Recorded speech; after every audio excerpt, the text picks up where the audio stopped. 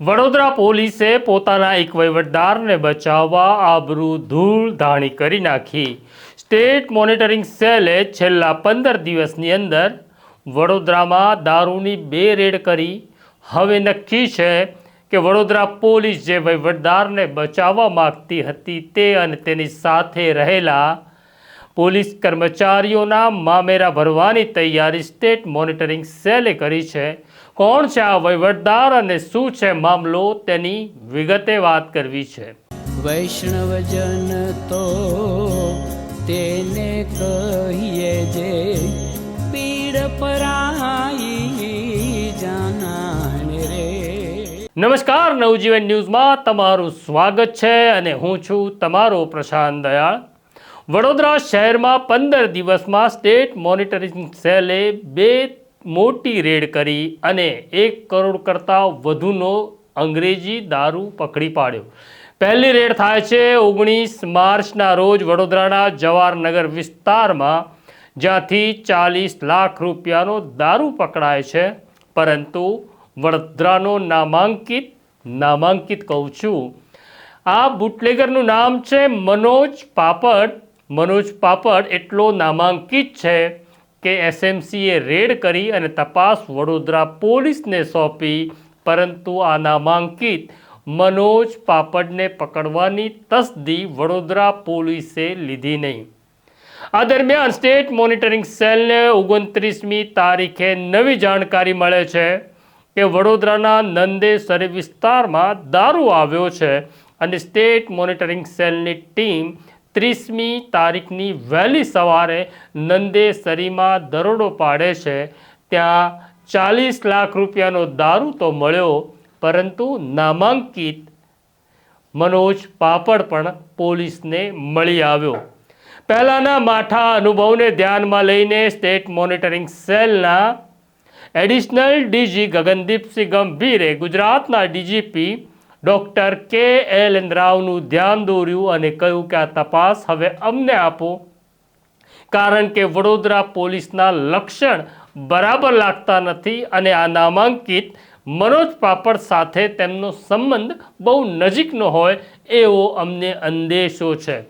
Manoj પાપડને state monitoring સેલમાં લાવવામાં આવે છે અને તપાસ સ્ટેટ મોનિટરિંગ સેલને સોંપવાનો આદેશ ડીજીપી રાવે કર્યો।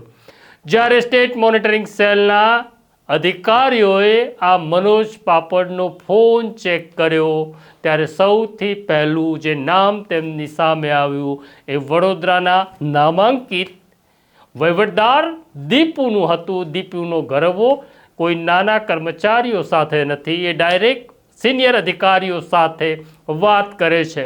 આ દીપુની કહાની અમે પહેલાં પણ કરી હતી, પણ દીપુના છેડા એટલા મજબૂત છે કે એને હલાવવો મુશ્કેલ છે। આ નામાંકિત દીપુ સર્વવ્યાપી છે, એટલે વડોદરામાં જે કંઈ થાય છે, જેમ ઈશ્વર બધું કરતો હોય છે એમ દીપુની ઈચ્છા વગર વડોદરામાં પાંદડું પણ હલતું નથી। આમ મનોજ પાપડના ફોનમાં નામાંકિત દીપુના ફોન અસંખ્ય વાર હતા।